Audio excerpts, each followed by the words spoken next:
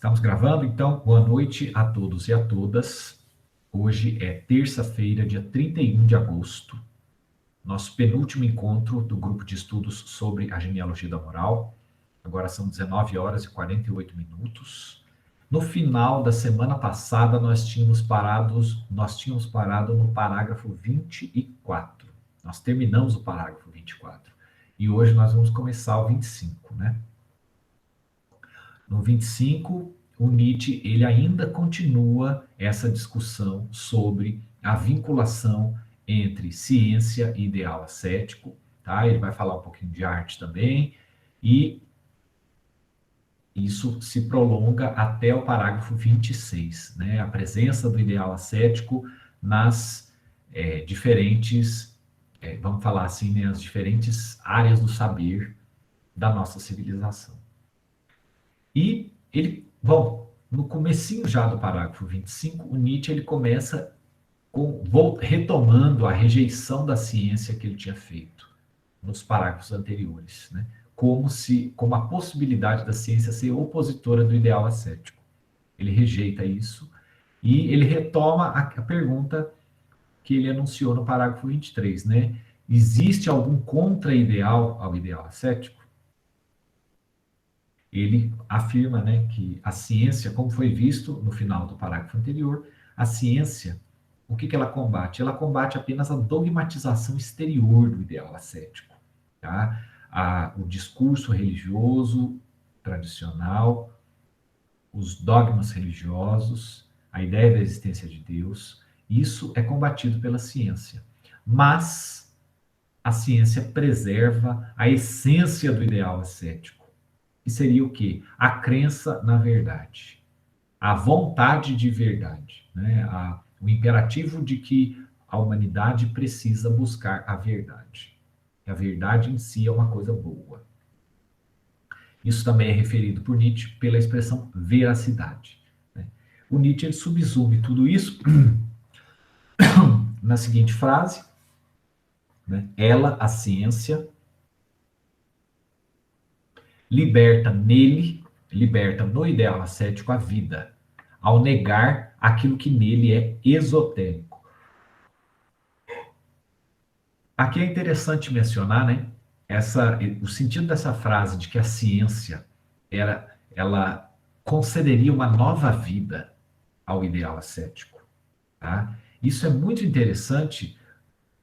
Por quê? Porque nos lembra a reflexão que Nietzsche fez sobre o Lutero, lá no parágrafo 22, quando eu mencionei, né, a atuação de Lutero durante o Renascimento. Tá? Isso está presente, por exemplo, no aforismo 61 do Anticristo, aonde o Nietzsche ele vai dizer que o desenvolvimento, né, da mesma forma como o desenvolvimento da ciência na segunda metade do século XIX representou uma nova vida, um novo fôlego, uma nova energia para a sobrevivência e para a continuidade do ideal ascético, assim também o Lutero lá no período do Renascimento, quando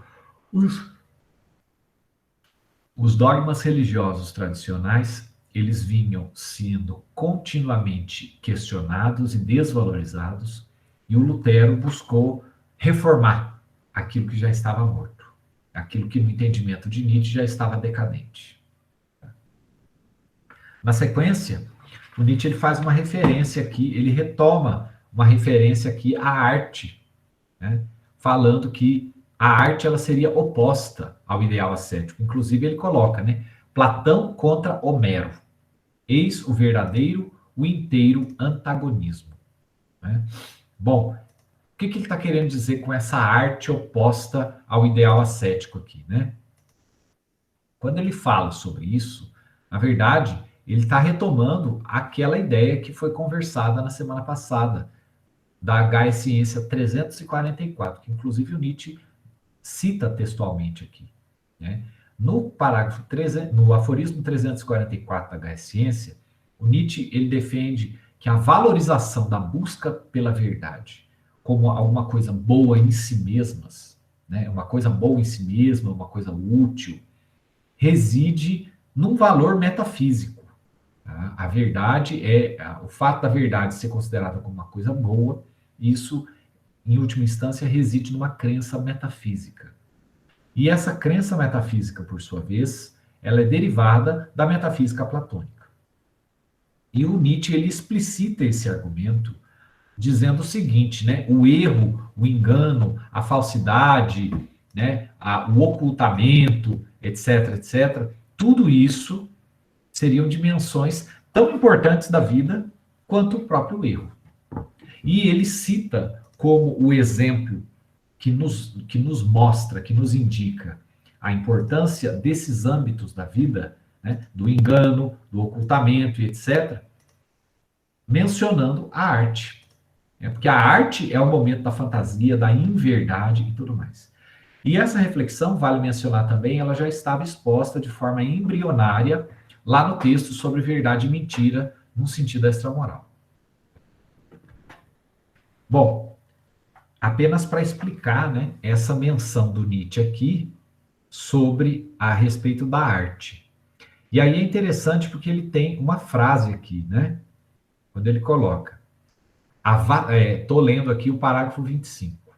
A vassalagem de um artista ao ideal ascético é, portanto, a mais clara corrupção do artista que pode haver. Infelizmente, uma das mais corriqueiras, pois nada é mais corruptível do que um artista.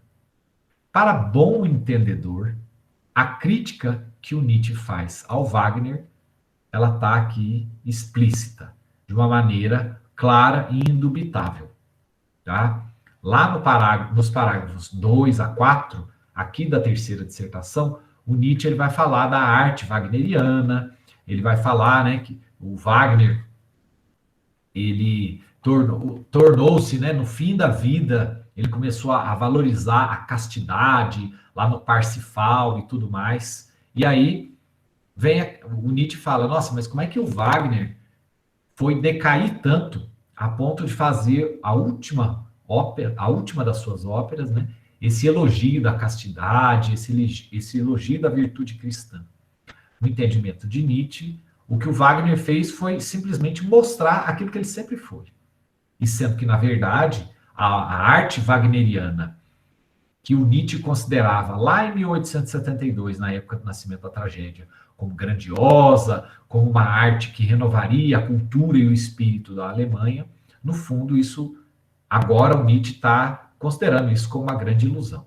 Né? Não é à toa, gente, que um ano antes de ter publicado aqui a Genealogia da Moral, o Nietzsche ele redigiu uma tentativa de autocrítica, né, que ele colocou junto com o prefácio dele, né, no Nascimento da Tragédia. Além de ter redigido outros prefácios, tá? Para o Humano Demasiado Humano, os 2 volumes, Aurora, H.E. Ciência. E aí, então, né, a crítica aqui de Nietzsche ao Wagner, ela fica bastante explícita. Toda essa parte aqui, né, na continuidade aqui dessa parte que o Nietzsche está falando sobre a arte e tudo mais, quando ele fala da seriedade, do empobrecimento da vida, né, etc. Essa referência à seriedade, à falta de leveza, como uma característica de indivíduos fisiopsicologicamente debilitados, né, como que ela se explica, né? Se explica pelo fato de que o sofrimento que é inerente a essas existências degeneradas e tudo mais, esse sofrimento ele impede os indivíduos de viver a vida com leveza, com riso. Reforçando uma ideia que eu já tinha dito antes aqui. Tá? O riso, para Nietzsche, ele é privilégio dos espíritos livres, dos espíritos verdadeiramente livres, né? Como explicitado como a gente pode derivar a partir do discurso do Zaratustra, da onde foi tirada a epígrafe, né, que está aqui na terceira dissertação. Tá? Se o riso para Nietzsche é o privilégio dos espíritos livres, então, obviamente, o espírito de gravidade ele está associado aqui ao sofrimento, né, às vidas malogradas, à necessidade de certezas e de fixidez, né, aquele já mencionado ar de hospital, que o Nietzsche tanto critica aqui na terceira dissertação. Tá? Inclusive, o Nietzsche ele identifica, né, aqui várias épocas na história da humanidade, nas quais o estágio decadencial da humanidade ele esteve mais perceptível. Tá? E, segundo o próprio Nietzsche, o século XIX também seria precisamente um desses momentos. Tá? E aí, na sequência, ainda nesse parágrafo 25, o Nietzsche ele enuncia a tese de que a ciência, no fim das contas, ela revigorou o ideal ascético. Tá? Deixa eu só me localizar aqui. Tá. Tem um trechinho aqui que ele diz, né? Não, esta ciência moderna, abram os olhos, é no momento a melhor aliada do ideal ascético, precisamente por ser a mais involuntária, inconsciente, secreta, subterrânea. Tá? E aí ele vai continuar dizendo, né, que a ciência e o ideal ascético seriam aliados no fim das contas, né? Porque ambos a ciência representa a moderna versão da busca pela verdade. A gente vai voltar a tocar nessa ideia mais adiante também. E aqui é interessante, né? Que ele fala sobre a derrota da astronomia teológica. Né? O que é essa astronomia teológica? É a astronomia do Ptolomeu, ou astronomia geocêntrica, né? Que postulava a ideia de que o centro do universo seria o planeta Terra. O Sol e todos os planetas girariam em torno da Terra. Tá? E o que acontece? Né? Essa derrota dessa astronomia trouxe como consequência a constatação de que a Terra não seria nada além de um planeta, ao lado de vários outros planetas. Essa desvalorização do ser humano perante o divino, ela acentuou ainda mais a necessidade de se buscar um apoio existencial no além, porque o potencial humano, o poder humano, foi diminuído devido a uma reconsideração da sua condição. Tá? E aí ele vai associar aqui, ainda no parágrafo 25, o desenvolvimento da ciência com esse suposto, né, ele coloca aqui o avanço irresistível da vontade do ser humano em se autodiminuir. Tá? Isso pode ser referido, um outro exemplo também, muito famoso na época de Nietzsche, era o próprio evolucionismo de Darwin, que retira o ser humano da posição do ápice da criação e apresenta o ser humano como apenas mais um ramo dentre a enorme variedade de seres vivos. Tá? E também, né, uma outra faceta dessa diminuição da humanidade é, por exemplo, os avanços na química, que comprovaram que nós somos feitos dos mesmos átomos que formam a matéria bruta, né, entre outras coisas.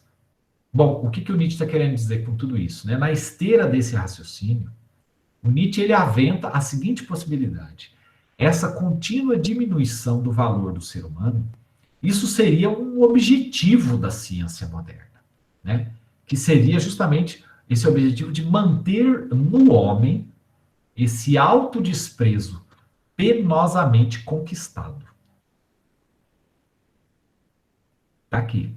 Sua áspera forma de ataraxia estoica em manter no homem esse autodesprezo penosamente conquistado. Tá? Mas por que esse autodesprezo? Esse autodesprezo, no fundo, a gente pode entender isso, né, a partir dessa leitura de Nietzsche, como estando presente naquela tendência masoquista do ideal ascético, que nós tocamos, né, nesse tema, nós abordamos essa tendência masoquista do ideal ascético lá nos meios de cura do sacerdote ascético. Parágrafo 19, parágrafo ali entre o 15 e o 19. Tá? Esse masoquismo fomentado pelo ideal ascético, ele se manifesta nesse desejo de apequenamento e de insignificância da humanidade. E retomo aqui também uma outra ideia que o Nietzsche trabalhou em parágrafos anteriores, né, que é a diferença de tom. a diferença de estilo literário entre o Velho Testamento e o Novo Testamento. Eu me lembro que eu falei longamente sobre isso e expliquei que, na verdade, o Nietzsche ele não está elogiando o Velho Testamento, né, como se ele voltasse a acreditar em Deus ali. Pelo contrário, ele está apenas dizendo que o estilo literário do Velho Testamento é superior ao ar democrático, ao ar homogêneo do Novo Testamento. Por quê? Porque no Velho Testamento, gente, o ser humano era encarado como o ápice da criação. Tamanha era a sua importância a ponto do próprio Deus se preocupar com os rumos da humanidade e se incomodar com a humanidade quando a humanidade saía da linha, né? Foi o dilúvio, foi a Torre de Babel. Ora, o que acontece no Novo Testamento? No Novo Testamento, o predomínio é de um discurso de compaixão. Deus manda seu filho para ser sacrificado em redenção à humanidade. Quer dizer, se no Velho Testamento Deus estava castigando a humanidade, jogando pragas, jogando dilúvio, né, e Torre de Babel e tudo mais, agora Deus tornou-se compassivo, tornou-se um Deus amoroso, tá? Deixou de ser temido para ser amado.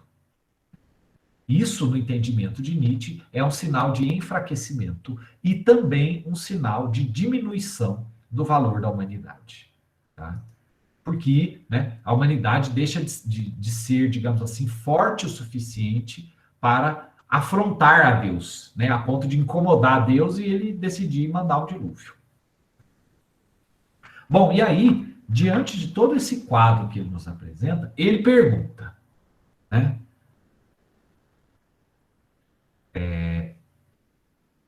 Ele pergunta: é assim que se trabalha contra o ideal ascético? Né? Quer dizer, lógico, bom, se assim nós estamos achando que a gente está trabalhando contra o ideal ascético, então nada mais a favor. Tá? Na sequência aqui, no finalzinho do parágrafo 25, o Nietzsche ele faz uma referência ao Kant, tá? A respeito dos conceitos teológicos. Né? Vale a pena explicar um pouco isso aqui, né? Ainda se pensa realmente, com toda seriedade, que a vitória de Kant sobre a dogmática dos conceitos teológicos, Deus, alma, liberdade, imortalidade, tenha causado prejuízo a esse ideal? Né? É certo que, desde Kant, os transcendentalistas de toda a espécie ganharam novamente a partida. Eles se emanciparam dos teólogos. Que felicidade! Kant lhes mostrou o caminho secreto através do qual podem, por iniciativa própria e com o maior decoro científico, perseguir doravante os desejos do seu coração. Essa referência à vitória de Kant sobre os conceitos teológicos, né, nesse trecho aqui, o Nietzsche está se referindo à distinção entre, de um lado, as questões que. Essa distinção é o Kant que faz. Tá? Esse é o principal objetivo da crítica da razão pura. A distinção entre aquelas questões, aqueles problemas que podem ser respondidos, ou seja, aquelas questões que podem ser objeto de reflexão, buscando, né, um conhecimento, separando daquelas outras questões, daqueles outros assuntos que não podem ser conhecidos, que seriam, no entendimento de Kant, as antinomias da razão, que o Nietzsche cita aqui rapidamente, quando ele vai falar, né, de Deus, sobre a existência de Deus, sobre a existência da alma, sobre a nossa imortalidade, sobre a nossa liberdade e etc. Tá? Dizer, na prática, o que significa? Né? Dizer que Deus, a alma, etc., não mais teriam direito a serem objeto de reflexão filosófica ou seriam objeto de reflexão científica, no entendimento de Nietzsche, isso não enfraquece o ideal ascético. Isso não enfraquece nem mesmo os transcendentalistas, ou seja, aquelas pessoas que realmente acreditam nisso e que buscam orientar suas vidas, né, com vistas a uma redenção religiosa, com vistas a um tipo de né, buscarem a Deus e tudo mais. Pelo contrário, né, no entendimento de Nietzsche, essa reflexão do Kant não enfraquece o ideal ascético, pelo contrário, ela deixa o campo aberto para que os cientistas possam prosseguir no seu trabalho, né? E que, pessoalmente, né, uma vez que agora esses temas religiosos deixaram de ser objeto de conhecimento, de reflexão filosófica e científica, cada cientista pode, pessoalmente, continuar a ser devoto, portanto, buscando os desejos do seu coração. Pessoalmente, continuando a acreditar na promessa de uma bem-aventurança religiosa. E aqui no finalzinho, gente, o Nietzsche, ele enuncia, né, por fim, o aspecto do agnosticismo, dos agnósticos, né? Aquelas pessoas que não têm certeza, né, não afirmam e nem negam a existência de Deus. Simplesmente dizem que isso estaria além da nossa capacidade de conhecer. Tá? Essa concepção do agnosticismo aqui que o Nietzsche fala, né, seriam os adoradores do desconhecido e do misterioso em si. Eles veneram o ponto de interrogação como se fossem Deus.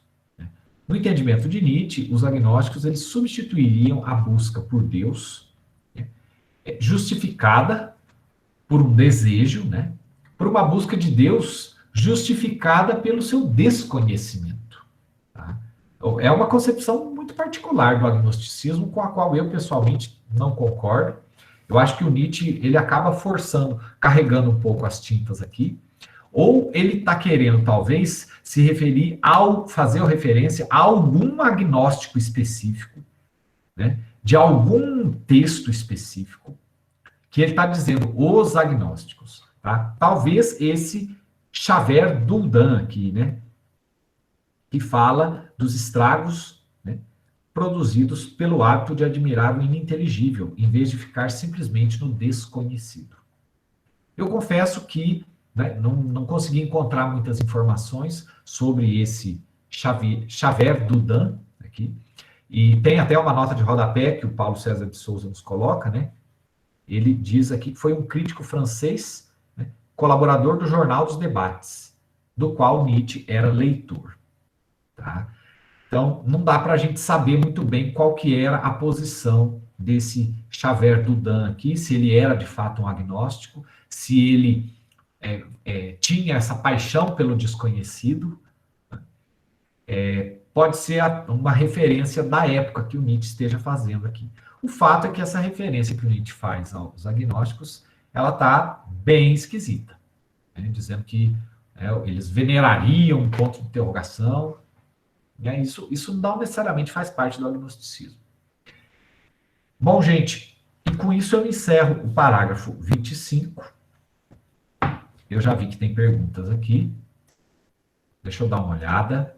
A Ellen nos pergunta: professor, a definição do que é verdade é muito polêmica, pois a própria ciência estabelece teorias para explicar muitas coisas que existem no mundo. Como a filosofia define a verdade absoluta? A verdade, quando não provada, pode ser algo objetivo? Bom, vamos lá, tem várias perguntas, né?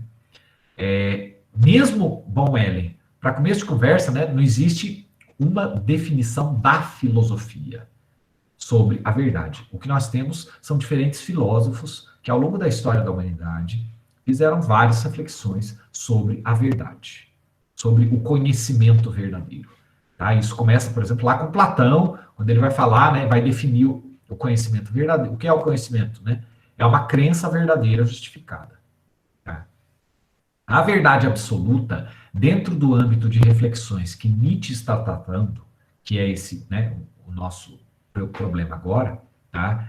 Nietzsche vai vai entender que o conceito de verdade absoluta, historicamente, ele assumiu algumas roupagens diferentes, tá? Isso aqui está num trechinho do Crepúsculo dos Ídolos, que se chama, deixa eu ver se eu consigo, aqui, ó.